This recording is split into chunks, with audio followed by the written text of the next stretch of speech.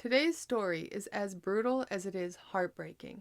In February of 2014, a young woman vanished without a trace, prompting a massive search on the island of Maui. As the investigation unfolded, it became clear that something much more sinister and disturbing than anyone had ever imagined had taken place. If that sounds interesting to you and you like today's story, then please hit the like and subscribe button and click all of the notifications so you don't miss any of our uploads. Okay, let's get into it.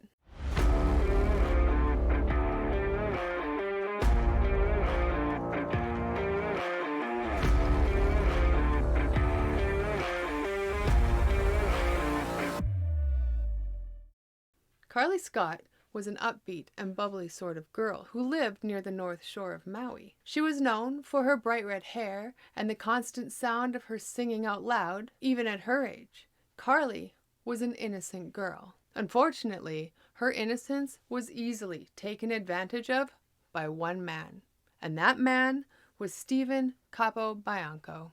Stephen and Carly met in 2009 when she was 22 years old and he was only 19. It was an immediate attraction for Carly, but not so much for Stephen. Even though Stephen wasn't attracted to Carly, he did find the situation very convenient. So much so that after a short period of time, they moved in together. Now, despite what their relationship looked like from the outside, Stephen would not admit to his friends that he was actually in a relationship with Carly. Instead, he would just tell them that they were just roommates, even though they lived together for 2 full years and were sleeping together the entire time. Carly was madly in love with Stephen, but Stephen was not at all in love with her, and so it was not much of a surprise to Stephen's friends when Stephen and Carly eventually broke up. They still maintained an on-again, off-again relationship for a few years, but this was really only when Stephen decided that they should meet up. A few years later, in 2013, Stephen met a woman named Cassandra, and from the moment they met, Cassandra said it was love at first sight. But just shortly before they met, Cassandra had made arrangements to move back to Pennsylvania, where she was originally from, and so reluctantly she moved to Pennsylvania, leaving Stephen behind. She had only been back in Pennsylvania for a few days before she realized that this wasn't going to work. She had made a huge mistake. She needed to be with Stephen, and so she made arrangements to move back to Maui within the next few months. Now, at some point while Stephen and Cassandra were dating, Stephen found out that early on in their relationship, Cassandra had cheated on him with another man. And so after he found this out, he was devastated. He was heartbroken. His heart was crushed. He did not know how to handle his emotions. And so, trying to escape his negative state of mind, Stephen went out to the local bar for a few drinks to try to get his head straight. And while he was there, he ran into Carly. Carly was more than happy to see Stephen there. And while they were talking and enjoying a drink together, Stephen told her all about what had happened with Cassandra, and Carly happily lent a sympathetic ear to him. After they had sat at their table visiting for a while, Stephen had a sufficient amount to drink and was thoroughly feeling the effects of alcohol. Carly invited him over to her place. Stephen, deciding he had nothing better to do, took her up on this offer, and that night they ended up having a one-night stand. Now, after that evening, Stephen and Cassandra resolved the issues they were having, quickly forgetting about it and moving on with their lives together. Stephen also took this opportunity to forget about the one last night he had spent with Carly. Approximately 1 month later, Carly learned that she was pregnant, and she was pregnant with Stephen's baby. And Stephen was not happy about it at all. The problem was that this baby got directly in the way of Stephen's plans with his new love, Cassandra. And so he told Carly that there was no way he would be in this child's life, insisting that she terminate the pregnancy sooner than later. Carly felt trapped. She didn't want to end her pregnancy, But she eventually and reluctantly agreed with Stephen, realizing that Stephen was not going to change his mind and that she was all alone in this pregnancy. 2 months later, in December, Carly was at her sister's, Fiona's house, for Christmas dinner, and since the majority of her family was all gathered, Carly decided to take the opportunity to announce to everyone that she was now 3 months pregnant and was having a baby boy who she planned to name Joshua. Carly hadn't spoken to Stephen since their agreement to end the pregnancy, but since that day, she had changed her mind, deciding she was going to keep her baby and raise it on her own, with or without Stephen's help. When Stephen heard of this, he was enraged. He could not believe that Carly was telling people she was pregnant when, as far as he knew, she was terminating the pregnancy. He had no idea that she had changed her mind, and now he was suddenly very, very nervous because he was worried that this baby was going to mess up all of his plans of moving in with Cassandra in February. Eventually, after a few weeks of planning and rehearsing what he was going to say, he worked up the nerve to tell Cassandra. And, just as Stephen feared, Cassandra did not take it well. She had no interest in being a stepmother at 22 years old, and she told Stephen she did not want him to be a deadbeat dad, insisting that he take responsibility for the child, even though she already knew Stephen was not ready to be a father. On the evening of Sunday, February 9th, Carly was out visiting her mother, and while they were visiting, Carly made plans with her mom to drop some laundry off with her the next morning on her way to work. And then, after that was arranged, Carly looked at the clock, decided it was getting late, and around 8 p.m., she kissed her mother goodbye, told her she loved her, and made her way home. That would be the last time any of her family would see her. When Carly did not show up the next morning to drop off the laundry, Carly's mother Kim called her cell phone, but there was no answer, so Kim then sent her a text message and waited for a response. But as the days wore on without any response from Carly, even after Kim had sent her multiple more messages throughout the day, Kim started getting worried. By 9 p.m., when she still had not heard from her daughter at all that day, Kim and the rest of the family were extremely concerned.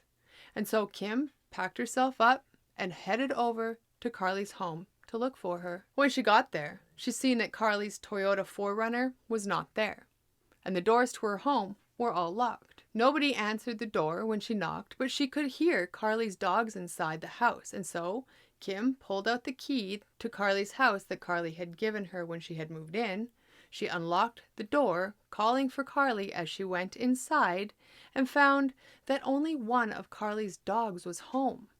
And like Carly, her second dog, Nala, was nowhere to be found.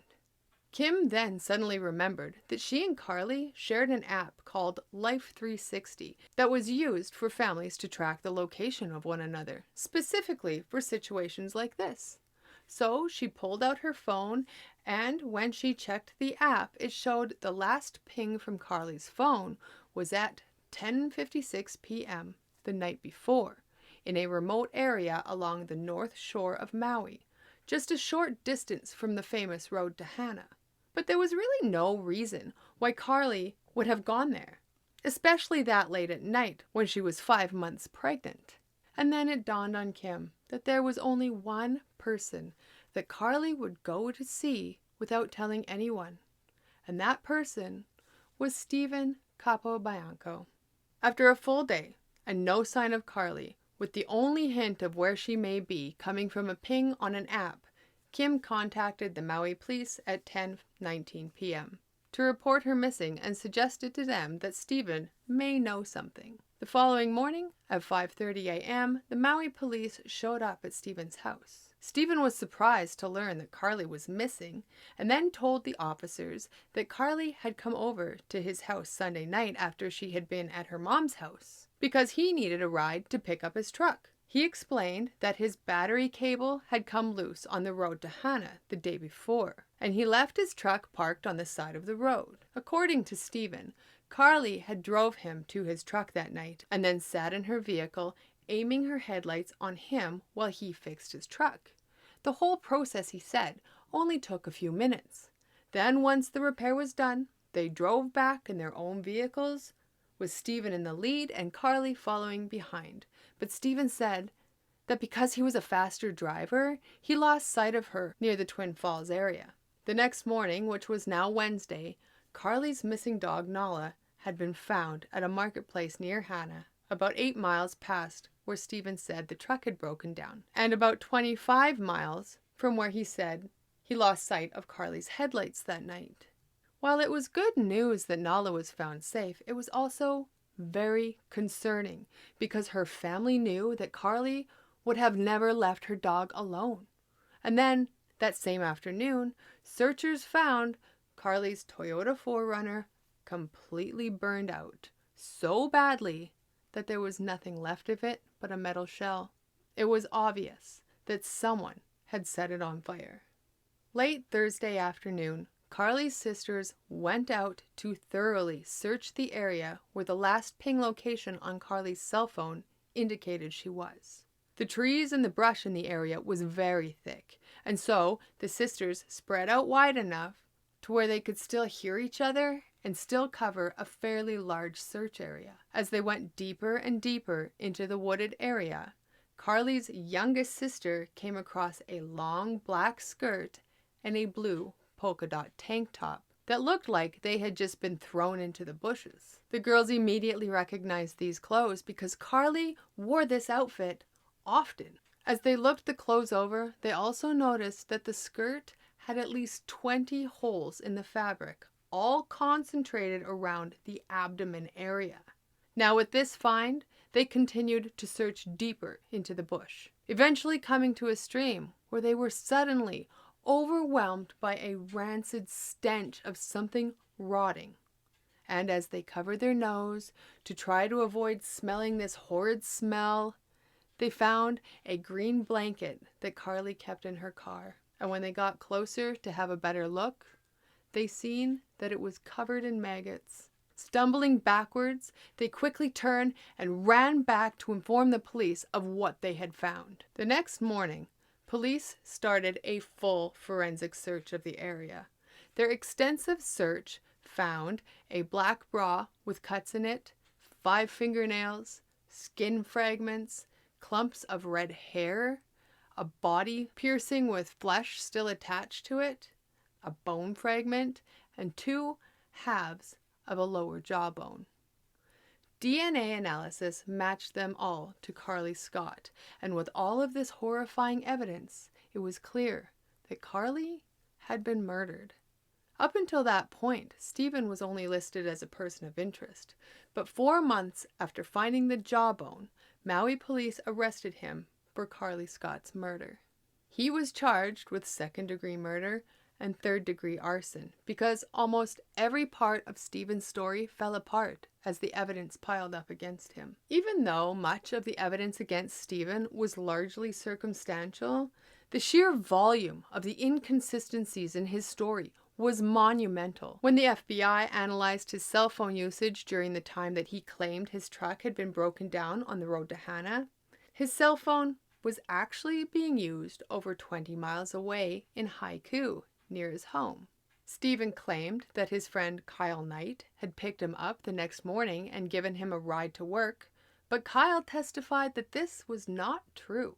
In fact, a surveillance video at the Bank of Hawaii near his place of work showed him driving his truck that morning at 6:41 a.m., the same time that he claimed the truck was broken down on the Hannah Highway. And that same day at work, a friend of his mentioned that he had left his backpack in Stephen's truck, and Stephen told him it was out in the parking lot. Even Stephen's grandfather testified that he left the house that morning in his own truck. At the trial, local residents that travel the road to Hannah every day testified that they did not see any vehicles broken down on the highway that morning. And Stephen's excuse for why the vehicle was broken down did not make any sense either, because if a battery cable had come loose while the vehicle is running, the engine would still run until it was turned off. Basically everything about Stephen's story had been proven to be a lie. The cell phone records put him in the exact remote location of Carly's death. How exactly she was killed is still a mystery. On December 28, 2016, after 28 days of deliberation, the jury came back with a guilty verdict on both counts. Stephen Capobianco was sentenced to life in prison without the possibility of parole. So that's going to wrap it up for this video. Thank you for watching, and if you haven't already, please make sure to like and subscribe so you don't miss any of our stories.